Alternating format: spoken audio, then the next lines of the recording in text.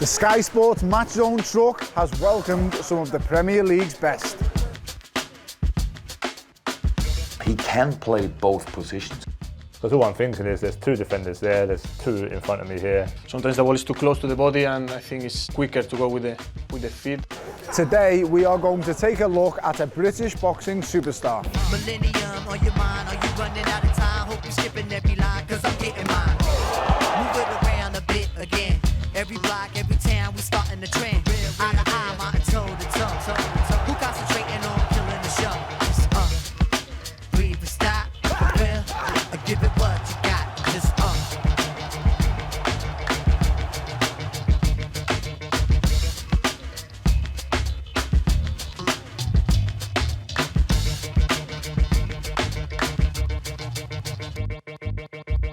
And it's great to see you. Good to You see look you like too. you're in camp, the rough, ready look. We are looking here at some of the old clips, some of the things that have happened in the past, what you can expect in the future. People always wonder how you've got such a ruthless streak in you. But here are a few clips here. A young, fresh This is the face. pro debut, right? Yes. I look the same now as I did then. I've got the same barnet going on. I didn't have a long amateur career, Yes. but what I did have is, like, I don't know, I had a bit of heart and determination that got me through. And I think fighting these guys at the start, you need this kind of confidence building for anyone. You need these learning fights. So these guys were giving me the experience I needed. I was always looking at it fight by fight, not knowing where I would end up, but knowing that, as I said, I've always had determination and that discipline. You look at this, and this is your professional resume so far. So the debut's 2013. Yes. 21 fights, 21 wins. The big thing for me is, it's this. It's Why? the KOs. Because early in the days... When you need the experience. Yeah. Because although you've, in my opinion, experienced so much in the amateur game, and in such a quick period of time, 38, 39 amateur fights, you've been in the ABA championships. Now, some guys don't even win the ABA championships in that many fights. Yeah. They're never that. Now, you've gone through world championships, European championships, Olympic Games. Although there is a very little amount of experience, what's actually happened in that period is vast. You have gained... It's vast experience. Vast. It's weird, even though it's little experience in terms of time, it's massive. But a lot's happened. So for me, this is what sets you up to be able to do what you've done here so far. Yeah. But the only downside is like I said, the big thing for me is the KOs. I should have gone to 2016 Olympics, and then I should have just turned pro now. I should have been 2 years into my pro career. And the fighter you'll see today, I would have been, imagine now I've got that 6 years as a pro, fast forward 6 years from 2016, I would have been a lot more seasoned. But I'm starting to get my seasoning now in the gym, learning how to slip shots, spin off. But as I said, early on, all these KOs and wins have just become on autopilot mode and just strength and determination. For me, you've been in a domestic battle, Dylan. You get hit in the fight, everyone gets hit. Correct. Then you jump onto the world stage, you defeat Charles Martin, you become world champion, but you've took that in your stride. Yeah. Now you're at the stage of the big one. This is round 11, and that uppercut right there. He's teeing up that right hand out. Remember, I've been in the ring with him now 11 rounds. Right there, he's tried to pull your left hand down. He was doing it early and swing it in. Wants you to walk onto the right hand.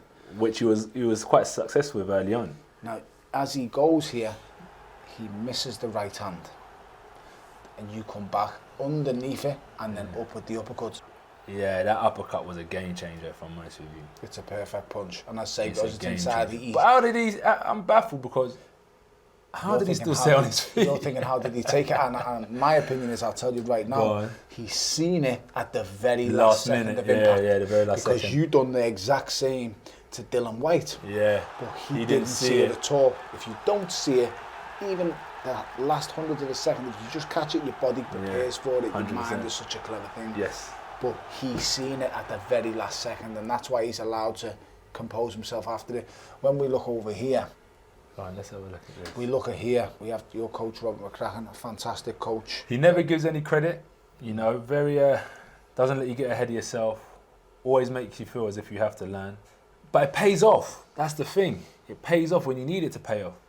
The things he's working on here are very basic things. You can see Robert is looking at any deficiency possible, your balance on punching, after punching.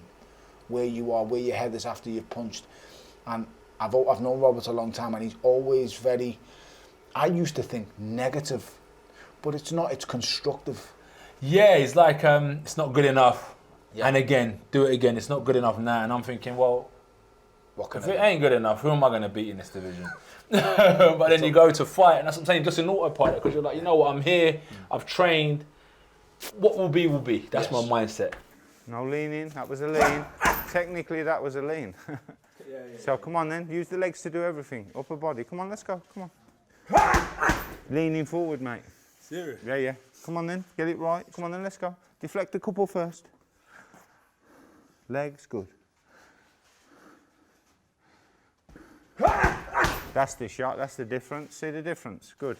I see the respect you two guys have for each other.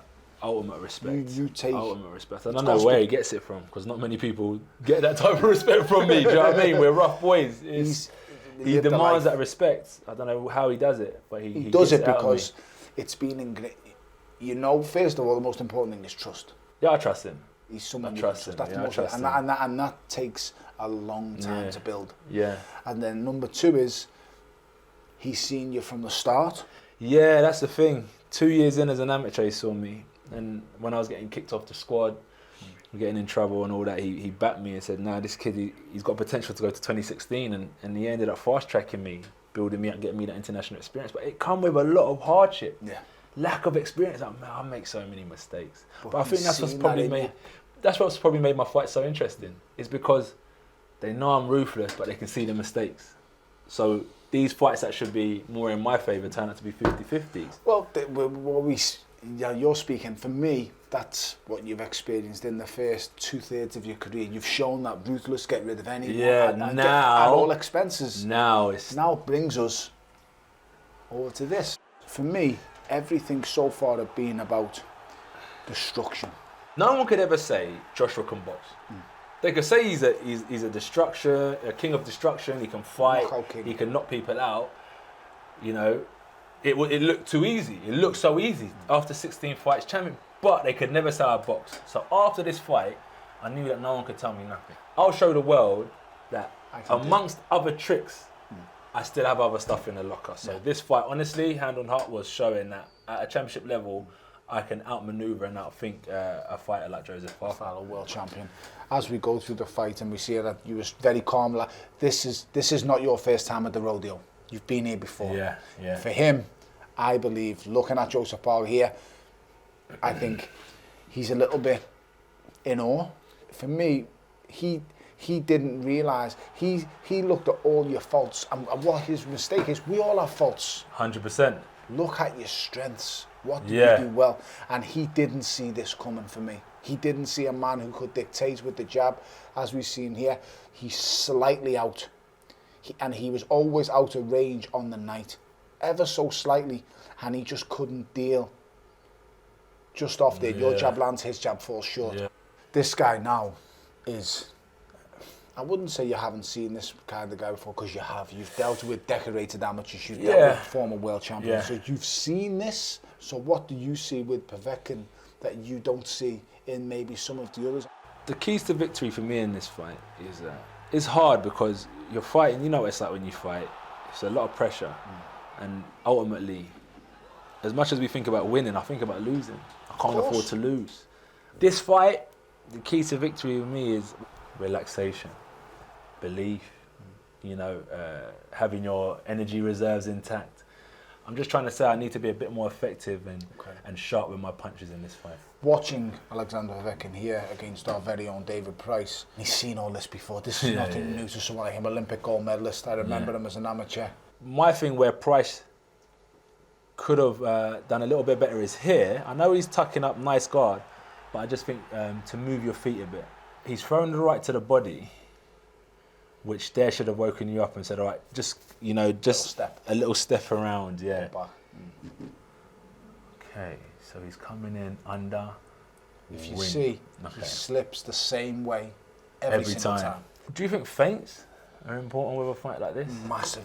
Yeah. Because with someone like Povetkin, if you can offset him and never let him settle, he can't. This is the thing, so you need to, little feints, So they're like, Okay, so then they start revealing themselves. Yes. So they start revealing, all right, he's going to throw the overhand right. I can see that. Yeah, so then you start being able to read your opponent, and once you've done that, you can now set up your own things. But it's a difficult fight when you're fighting someone like Povetkin because it's like a game of chess. Because that's exactly what boxing is. Yeah. I always describe it as violent chess. Violent chess, because they're waiting for you to make a move so they can counter you. Of course. Povetkin is a man who's much smaller in stature, yes, but he's trying to connect with the punch you're not going to see. David sees these punches coming so he can absorb them. It's the person taking the punches that loses energy. It's not the one dishing out the punches so much. It's the one who keeps on taking impact. As long as he's dictating the pace, he's never going to tire.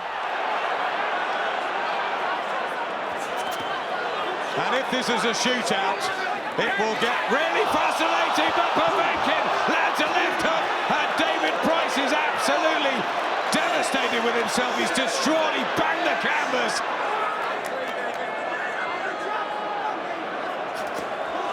Povetkin with a right hand and a left hook lays out David Price. The tail's in. He won't make it, and it is Alexander Povetkin that finds the ammunition to end the argument.